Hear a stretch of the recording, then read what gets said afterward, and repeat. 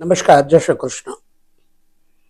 जन्म कुंडली में दशा जो अच्छी या बुरी फल दे, कैसे जाने? इसी के लिए आपको फार्मूला चाहिए, सूत्र चाहिए।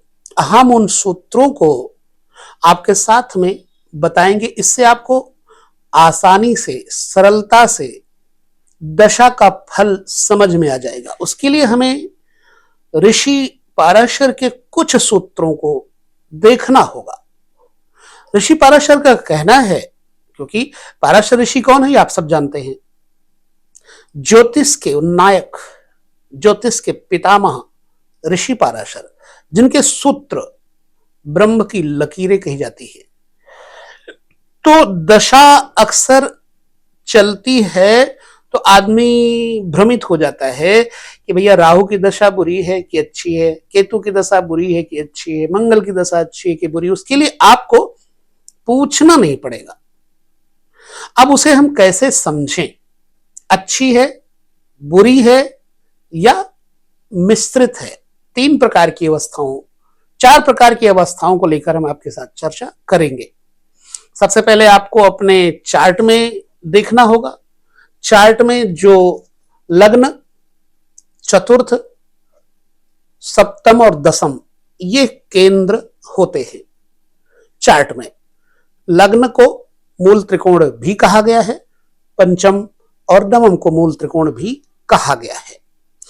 कुछ ग्रह तटस्थ होते हैं, कुछ ग्रह, तटस्थ का मतलब होता है ना अच्छा ना बुरा, बिल्कुल मौन रहते हैं।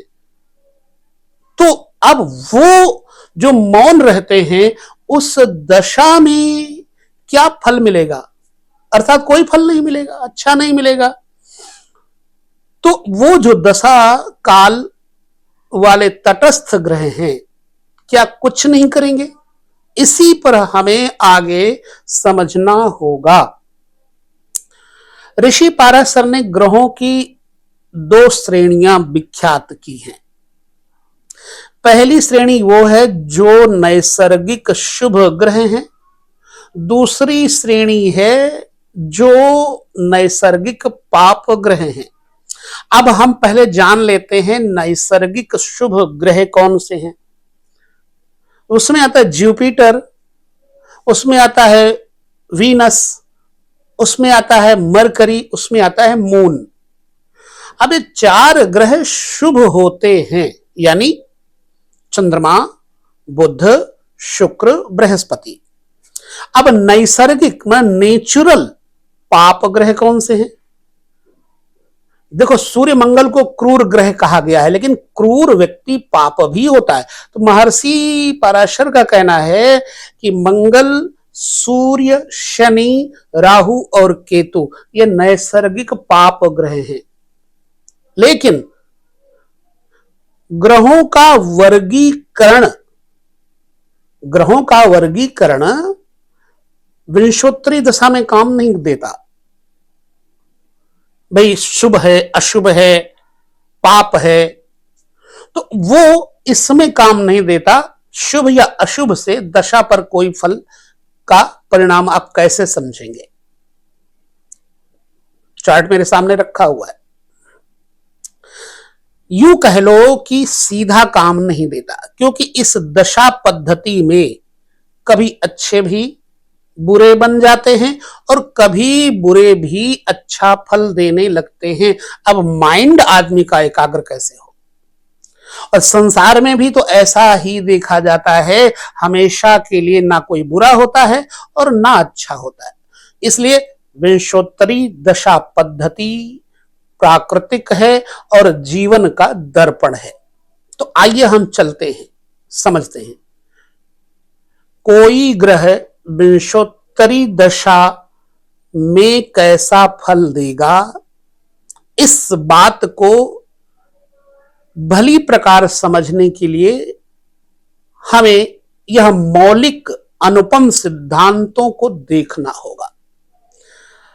महर्षि ने ग्रहों की 4 श्रेणियां बनाई हैं, 4 श्रेणियों में बनाया। पहली श्रेणी ग्रहों की वो है जो हमेशा ही शुभ फल करते हैं। दूसरी श्रेणी वो ग्रह है जो सदा अशुभ फल ही करते हैं। तीसरी श्रेणी वो है जो सदा न शुभ न अशुभ यानी तटस्थ रहते हैं, मोह भी नहीं करते। चौथी श्रेणी वो ग्रह है जो कभी शुभ और कभी अशुभ फल करते हैं। तो समझ लीजिए 4 श्रेणियों में आपको अपने चक्र पे जाना। अब उस चक्र में क्या देखना है हम इस पे और चर्चा करते हैं। अब पहली श्रेणी पर आते हैं जो हमेशा शुभ फल देते हैं। वो ग्रह हैं मूल त्रिकोण के स्वामी। मूल त्रिकोण के स्वामियों का समावेश पहली अवस्था यानी शुभ फल देने वालों में से होती है। मूल त्रिकोण कौन से हैं? तो कुंडली में त्रिकोण भाव प्रथम भाव, पंचम भाव, नवम भाव है। यह बात मैं आपसे पहले भी कह चुका हूं।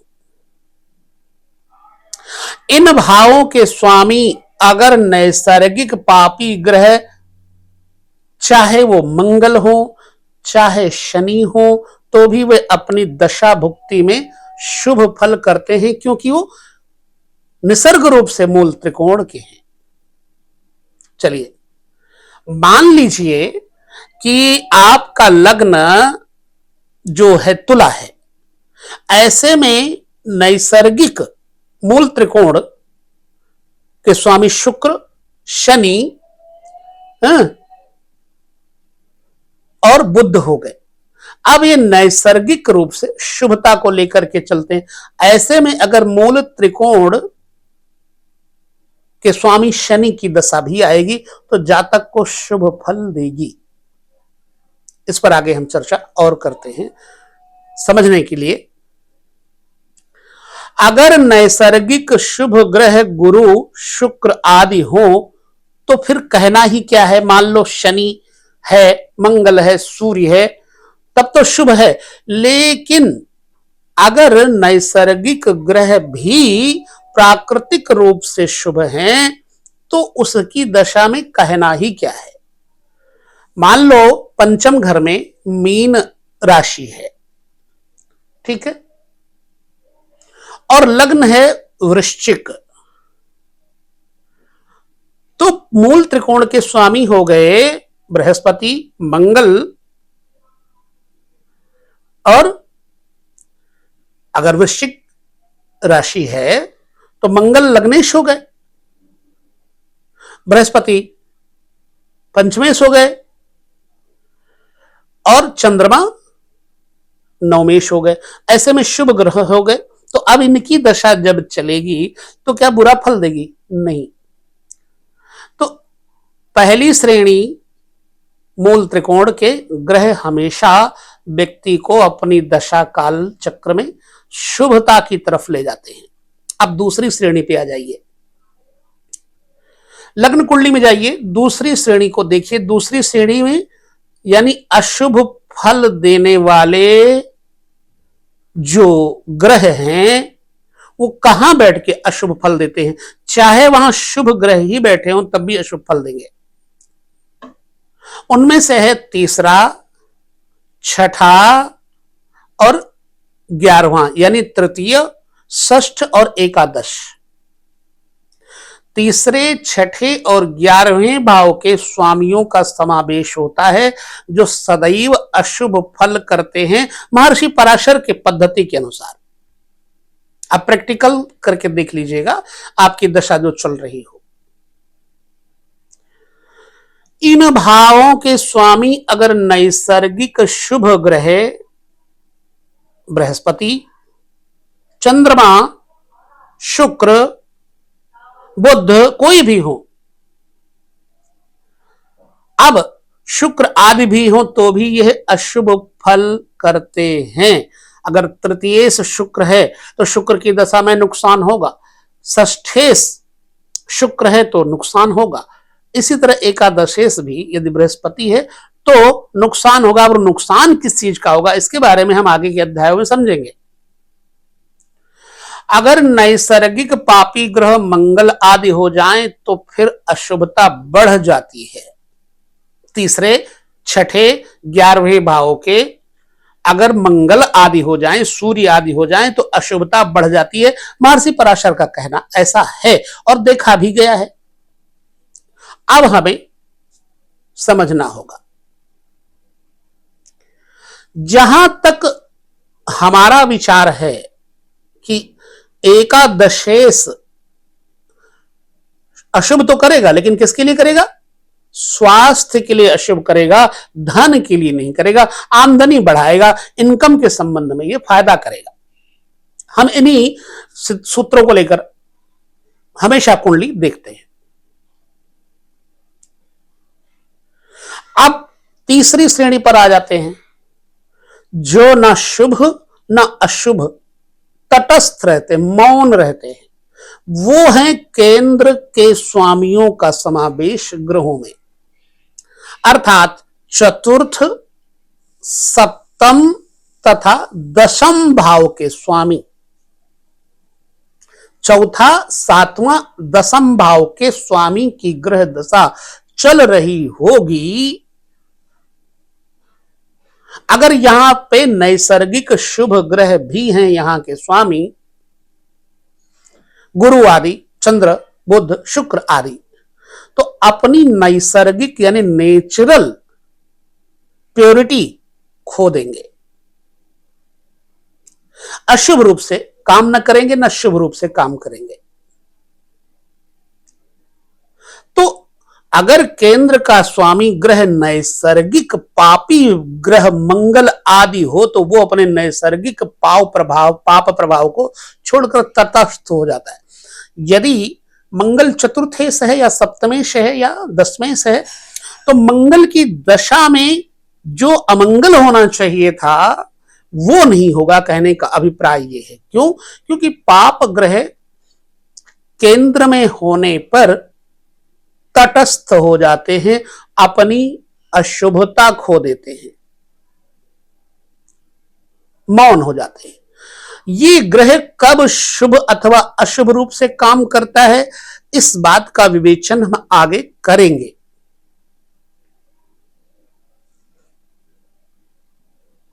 चतुर्थ श्रेणी पे आ जाते हैं। मैंने पहले बोला था ना, पहली श्रेणी शुभ ग्रह, दूसरी श्रेणी में आपको बताया था अशुभ यानी पाप ग्रह। अब शुभ और अशुभ कहां काम करते हैं उसकी चर्चा की। फिर मैंने चर्चा की कि इनको हम 4 श्रेणियों में लेते हैं। तो 3 श्रेणियों में हो गया तटस्थ ग्रह, जो केंद्र के स्वामी होंगे, उनकी दशा जब चलेगी तो वह बुरा फल नहीं देंगे, बुरे ग्रह। लेकिन शुभ ग्रह अगर होंगे तो अच्छा फल नहीं देंगे उस दशा में, लिहाजा इसका कोई मतलब नहीं है अच्छी दशा का। चलिए, चतुर्थ श्रेणी, वो ग्रह जो कभी शुभ और कभी अशुभ फल करते हैं, वे कौन से हैं?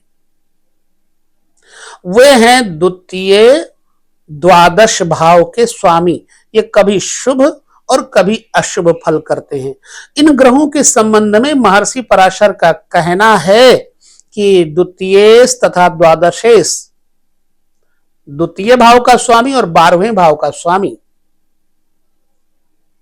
उस भाव का फल करते हैं जिस भाव में उनके स्वामी की अन्य राशियां स्थित हों। और द्वितीय और द्वादशेश सूर्य और चंद्रमा यदि हैं तो जिस भाव में उनकी स्थिति है उसके अनुरूप फल करते हैं। समझिए, अब मान लीजिए द्वितीय सूर्य है, मान लीजिए द्वितीय ग्रह सूर्य है और सूर्य बैठे हैं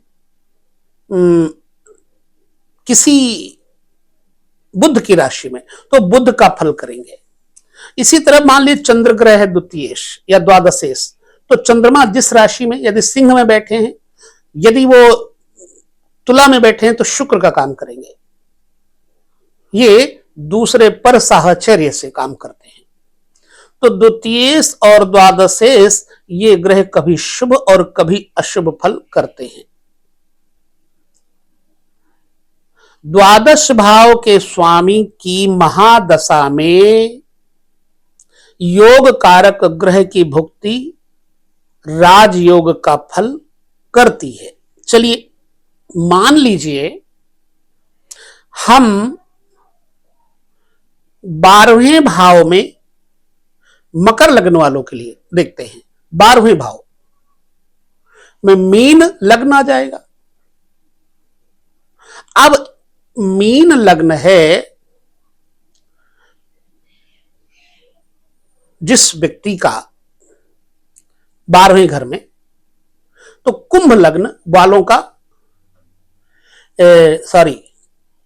मीन मेष लग्न वालों का एक राशि का स्वामी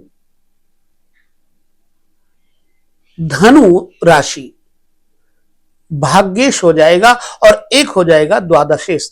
अब यह है जब द्वादशेश और नवमेश की कंडीशन में ग्रह दशा आएगी तो वह बृहस्पति शुभ फल करेंगे, क्योंकि इनकी 2 राशियां हैं। इसी तरह से मान लीजिए किसी की तुला लग्न है, तो तुला लग्न में एक नवमेश बन जाएगा बुध और एक द्वादशेश बन जाएगा, तो ये डबल माइंड वाली बात आ जाती है। तो अब कौन सा फल देंगे, द्वादशेश या नवमेश का? केवल चंद्रमा और सूर्य 2 ही ऐसे ग्रह हैं जिनकी एक एक राशि है। बाकी चाहे मंगल हो, चाहे बुध हो, चाहे बृहस्पति हो, शुक्र हो, शनि हो, इनकी 2-2 राशियां हैं। इसलिए यह 2 प्रकार का फल करते हैं, शुभ और अशुभ। तो हमें देखना है कि द्वादश स्थान पे और द्वितीय स्थान पे कौन सी राशि है। चलिए मान लो वृष लग्न है किसी का। अब द्वितीय कौन हो गए, बुध हो गए, और पंचमेश भी हो गए बुध। तो अब ये मिश्रित फल करने लग जाएंगे, पंचम भाव का फल और द्वितीय भाव का फल। बुध अपनी कंडीशन को, अपनी दशा में आपके साथ परिवर्तनशीलता का प्रतिफल देंगे। इस प्रकार तमाम तरह के विविध लग्नों में ग्रह विविध प्रकार से किस तरह का फल करेंगे, इस बात का दिशा निर्देश हमको 4 श्रेणियों के द्वारा मिल जाता है। अब इस निर्देश का प्रयोग करते हुए हम स्वयं देखें जन्म कुंडली में मेष लग्न के अनुसार, वृष लग्न के अनुसार किस किस लग्न के लिए कौन कौन सा ग्रह अच्छा अथवा बुरा फल करता है। क्योंकि स्मरण रहे कि वो जो अच्छा या बुरा फल है हमेशा दशा भुक्ति में ही व्यक्ति को प्राप्त होगा। जैसे अब लग्न है मेष, तो मेष लग्न वालों का पंचमेश सूर्य हो जाएगा। पंचमेश कौन हो जाएगा, सूर्य।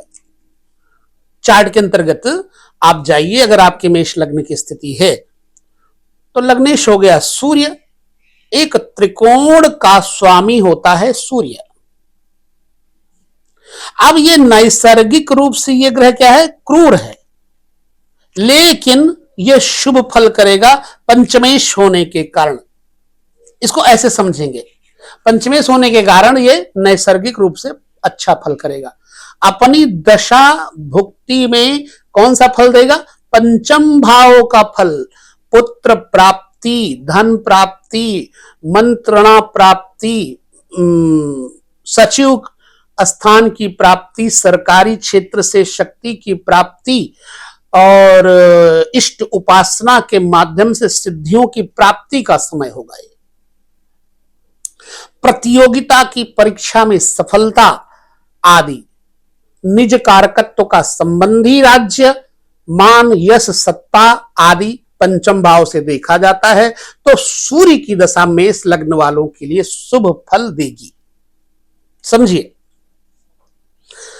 इस तरह से सूर्य के बाद दूसरा ग्रह आता है चंद्रमा। चंद्रमा नैसर्गिक शुभ ग्रह होकर मेष लग्न में चंद्र का चतुर्थ केंद्र का स्वामी होना चंद्रमा की शुभता को कम कर देता है, न्यून कर देता है। लेकिन यदि चंद्र पक्ष में बलहीन, पक्ष में बली है, यानी सूर्य से दूर है, सूर्य से चंद्रमा जितना दूर होगा उतना बढ़िया फल देगा। सूर्य और चंद्रमा जब एक जगह होते तो अमावस्या का प्रतिफल मिलने लगता है। तो सूर्य से दूर होकर अगर चंद्रमा चतुर्थ में है तो फिर शुभ फल करेंगे। और अगर पक्ष बल में हीन है, हीन बली है, पाप युक्त या पाप ग्रह से दृष्ट चंद्रमा है, तो चंद्रमा मेष लग्न वालों के लिए नुकसान वाला फल देंगे। चंद्र चतुर्थ भाव संबंधी और अपने कारकत्व संबंधी शुभ अशुभ घटनाओं की सृष्टि दो तरह की करेगा। इसी तरह से मेष लग्न वालों के लिए हमें समझना है मंगल कौन सा फल देगा। मंगल एक हो गया लग्न का स्वामी, एक हो गया अष्टम का स्वामी। लग्न का स्वामी होने के कारण मंगल सदैव शुभ फल करेंगे और अष्टम भाव के स्वामी होने के कारण अशुभ फल करेंगे। यहां पर एक बात जरूर याद रखना, लग्न के स्वामी हमेशा उच्च अच्छा फल देते हैं, चाहे वो अष्टम के भी स्वामी क्यों ना हो जाए। अगर मेष लग्न है तो अष्टम में वृश्चिक लग्न हो जाएगा, इसी तरह तुला लग्न है तो अष्टम में वृष लग्न हो जाएगा, परंतु ये तुला लग्न का प्रतिफल देंगे जातक को।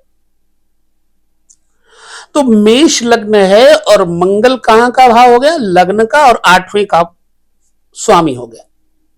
आठवां भाव बहुत अनिष्टकारी है, कुप्रभावी है, लेकिन पहला भाव केंद्र और त्रिकोण होने के नाते अतीव्र उत्तम राजयोगकारी है। आठवां भाव इतना अनिष्टकारी नहीं है जितना पहला भाव शुभकारी है। इसके अतिरिक्त मंगल की मूल त्रिकोण राशि लग्न में पड़ने से मुख्य फल किसका होगा, लग्न का होगा, आठवें भाव का नहीं होगा। इसलिए परिणाम अंतिम में क्या होगा, मेष लग्न वालों का मंगल बहुत कुछ शुभ ही होता है। अर्थात अगर आपके मंगल की दशा आती है मेष लग्न होने पर तो आपको उसका प्रतिफल अच्छा मिलेगा, ना कि बुरा मिलेगा। मेष लग्न वालों के लिए इसी प्रकार बुध पर चर्चा कर लेते हैं। मेष लग्न है, मान लीजिए, तो एक तो तृतीय भाव का स्वामी हो गया, छठे भाव का स्वामी हो गया, दोनों त्रिसडाएं हैं। तृतीय भाव में मिथुन और छठे भाव में कन्या, दोनों के स्वामी बुध हैं। तीसरे और छठे के स्वामी होते हैं बुध। तो पाराशरीय नियमों के अनुसार इन दोनों भावों का अधिपति बुध क्या होगा, अनिष्टकारी होगा। लिहाजा मेष लग्न वालों को बुध की दशा का फल अच्छा नहीं मिलेगा, बुध अशुभ फल देगा पाराशरी मत के अनुसार।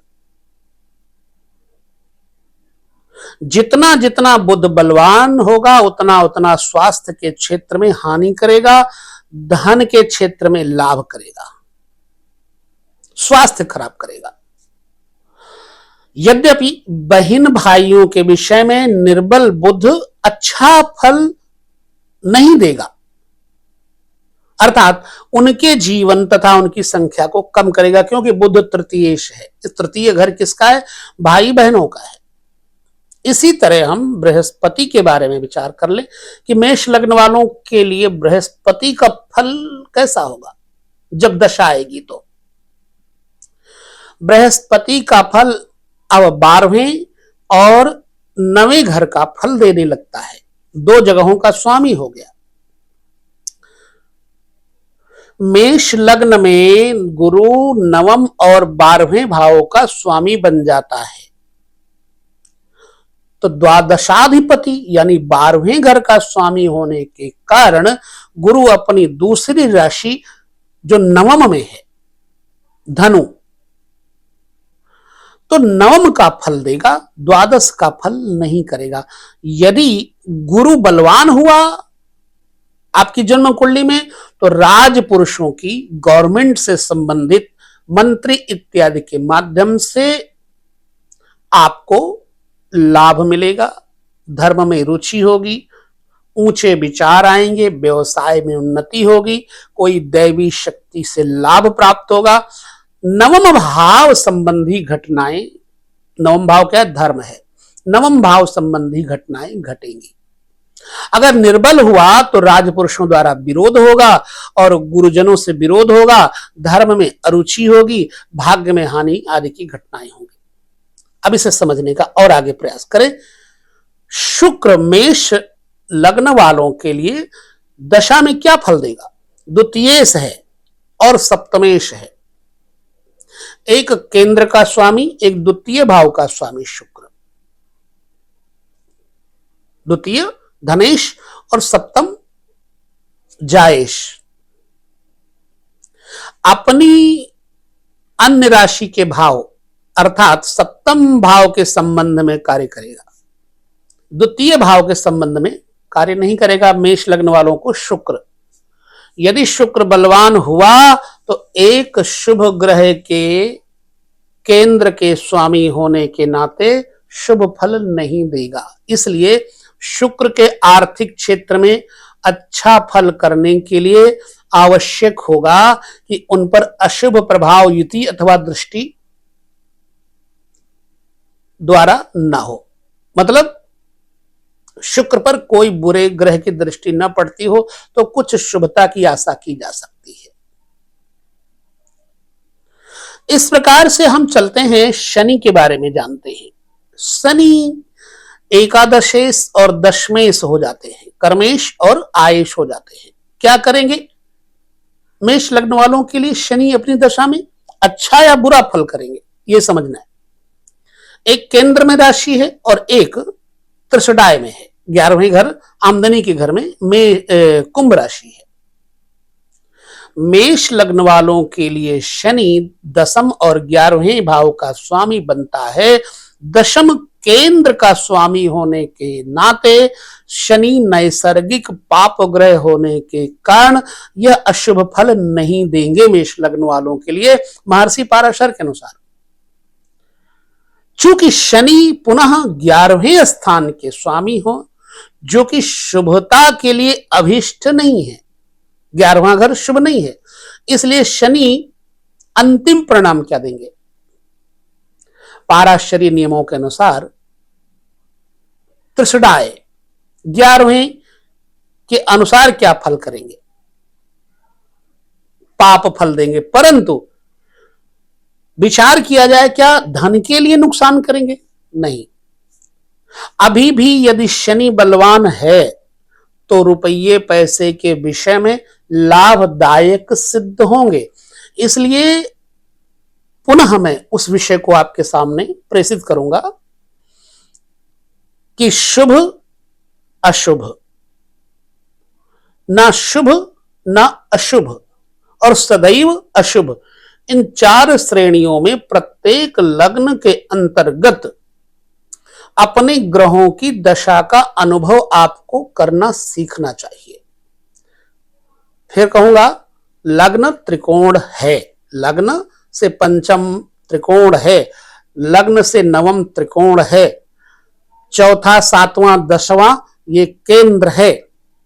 इस तरह से जो शुभ ग्रह होते हैं वो केंद्र में पाराशरीय मतानुसार अपना शुभत्व नष्ट कर देते हैं और अशुभ ग्रह केंद्र में अपना अशुभत्व नष्ट कर देते हैं। तो ये छोटे से सूत्रों को अगर आप समझ लेते हैं तो आपको अपनी दशा काल की स्थिति का पूर्ण अनुभव हो जाता है कि कौन सी दशा आपको क्या फल करेगी। हम वीडियो में यहां विराम देंगे, बड़ा वीडियो बन गया। आगे पुनः हम इस श्रृंखला को वृष लग्न वालों के लिए जारी रखेंगे कि जिनका वृष लग्न है, यूं तो हम प्रत्येक लग्न पर चर्चा करेंगे, जिनका वृष लग्न है उनको कौन से ग्रह बुरा अपनी दशा में फल देंगे, कौन से ग्रह अच्छा अपनी दशा में फल देंगे, या कौन से ग्रह शुभ और अशुभ दोनों प्रकार के फल देंगे। वीडियो अगर आपको अच्छी लगती है, जानकारी अच्छी लगती है तो आप इसे सेव कर लीजिएगा, सुरक्षित करके रखिएगा। ये पाराशरीय सिद्धांतों के अनुसार आपको मैं सूत्र दे रहा हूं। लेता हूं विदा। नमस्कार, जय श्री कृष्ण, प्रणाम।